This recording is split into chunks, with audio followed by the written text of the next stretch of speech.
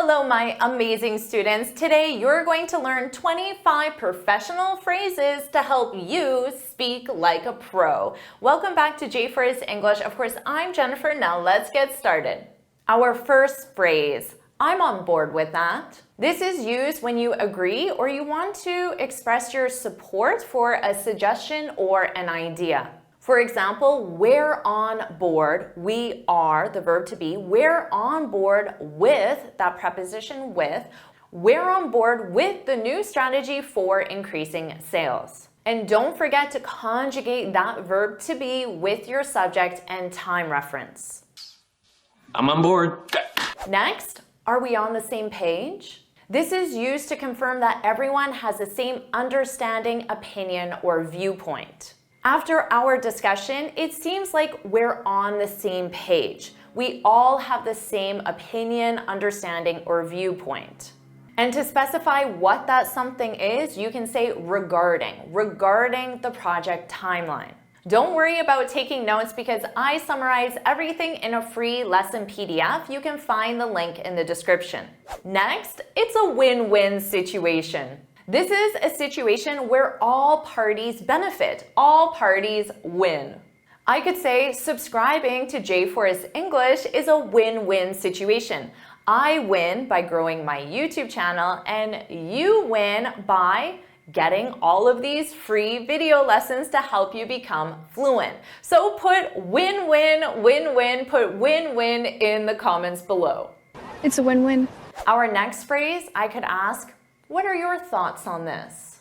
This is used to request someone's opinion or feedback. You can identify something specific and say, what are your thoughts on the new marketing strategy? Remember, you can replace the noun, the new marketing strategy, with this if it's obvious. Next, we need to think outside the box.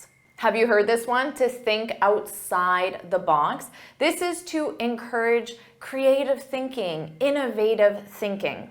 If you're trying to solve a difficult problem, you might say thinking outside the box is the only way we'll solve this problem. You need innovative, creative solutions. All right, everybody start thinking outside the box. Next, I love this one. Let's circle back to that later. When you circle back to something, it means you stop discussing it now and you suggest that you discuss it later. So you postpone your discussion until later. You could say, we only have 10 minutes left, so let's circle back to this, whatever this is, your discussion about the marketing campaign, thinking outside the box. Let's circle back to this later. Let's postpone it now and discuss it later. Notice the grammar. This is in the imperative. It's often the case because we use this as an instruction or a suggestion. Let's circle back to Dina. Our next phrase, we need to prioritize our tasks. If you prioritize something, it means you organize it based on importance and urgency. So the most important or the most urgent at the top of your list of to-dos because it's prioritized, it's the most important. This is a common situation. We don't have enough time to complete everything, so let's prioritize our tasks. I love this one. Please keep me in the loop. Do you know this one? Native speakers love using it. This is used to request that information or updates be shared as they happen. I could say, I'm taking tomorrow off, but please keep me in the loop on the project. Notice grammatically, this is the imperative because I'm giving you an instruction or a suggestion. You can add please at the beginning or the end of the imperative to sound more polite. Good. Keep me in the loop on that. Next, have they ironed out the details? This is used to ask if something has been resolved or clarified. For example, we need to iron out the contract details before the meeting. And notice that pronunciation in the past simple, ironed out, ironed out, ironed out. Phrase 10, I'm all ears. This is used to express your openness and willingness to listen. I could say, if you have any suggestions for improving this YouTube channel, I'm all ears. I'm open and willing to listen to your suggestions, and that is 100% true. So please share your suggestions in the comments. I'm all ears. Next, let's take a step back. This is when you pause to review a situation or decision. Our marketing campaign didn't work. Let's take a step back. Let's pause what we're doing, working on the marketing campaign, to review it, to make sure it is the right strategy. Let's take a step back. Notice this is also in the imperative for instructions or suggestions. This is a great one. I beg to differ. I beg to differ. Use this when you disagree with someone's opinion or statement. Your coworker could say, the marketing campaign didn't work because we didn't think outside the box. You could say, I beg to differ, which means I don't agree. I beg to differ. The campaign was great. It was our execution that failed. I beg to differ. Next, I'll cut to the chase. This is when you say your main point directly, without small talk, without additional details. For example, I'll cut to the chase. You're not getting the promotion. Notice grammatically, the expression is in the future simple. I will cut to the chase. I'll cut to the chase, even though the information you're delivering is now. I'll cut to the chase. You're not getting the promotion. This is a great one. Run it by the team first. This is when you share ideas for feedback and approval. I think it's a great idea, but you should run it by Frank first. You should share it with Frank to get his feedback and approval. And why should you do that? Because our next phrase, Frank calls the shots. This is to say that someone is in charge. They have the authority to make decisions. You should run your idea by Frank because he calls the shots. Notice it's the shots, it's always plural. I call the shots. Our next phrase, the ball's in Frank's court. This is used to say it's someone else's responsibility to make a decision, in this case, Frank. Maybe you're talking to your coworkers and someone asks you, should we hire Jennifer as our English teacher? And you don't want to make that decision. So you can say the ball's in your court to give responsibility for that decision to someone else. Remember to conjugate the verb to be because it's the ball is, the ball is in your court. The ball's in your court. Next, we need to nip this in the bud. This is an important one because it's when you stop a problem at the early stages before it becomes permanent or more serious. Let's say you have a new policy for a dress code, but none of the new employees are following the dress code.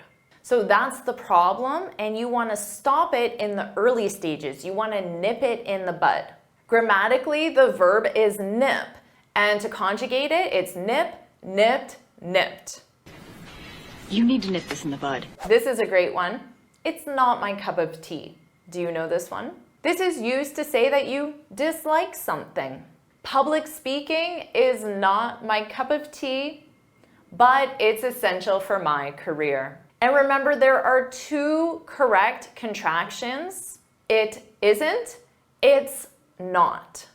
You can use either one. They hammered out the agreement. This is used to say that something is finalized. As a question, have you hammered out the terms yet? This is commonly used with agreements, proposals, and contracts. Phrase 20, we're swamped right now. Dr. Kepner, we're swamped. This is to say you're really busy. We've been swamped since Vanessa quit. The expression is to be swamped, so your verb is to be, and then swamped is always in the ed form. Next, we'll take that into consideration. This is to say you'll consider something. You'll consider someone's feedback, suggestion, advice, recommendation. Now, because I'm all ears, you shared a suggestion with me. You said, Jennifer, I think you should upload videos 3 times per day. I could say, thanks for your suggestion. I'll take that into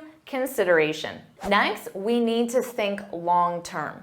This is used to emphasize the importance of considering future implications and considerations. I could say publishing videos 3 times per day would help my students, but I need to think long term. Is that sustainable for me? I'll become very swamped very quickly. Next, sorry, I'm tied up. This means you're busy and therefore unavailable. You could say, I wish I could help you, but I'm tied up. I'm already busy with something else and therefore unavailable. Now you can specify the something and use the preposition with.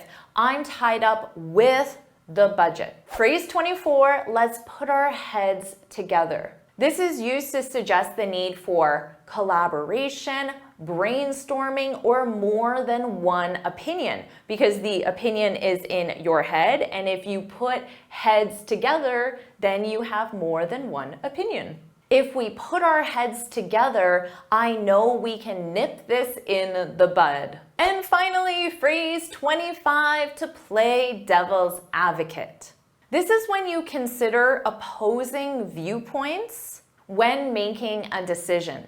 I could say, I think 3 videos per day is too much for me to handle, but let's play devil's advocate. So now I'm going to think about publishing 3 videos per day and think about what that would take, what my day would be like, just to see if it's possible, and that will help me make my decision. Now you have 25 new phrases to help you speak like a pro. Do you want me to teach you more phrases? If you do, then put more phrases, more phrases, more phrases in the comments below. And of course, make sure you like this video, share with your friends, and subscribe so you're notified every time I post a new lesson. And you can get this free speaking guide where I share 6 tips on how to speak English fluently and confidently. You can click here to download it or look for the link in the description. And I have 20 idioms for you to learn, so make sure you watch it right now.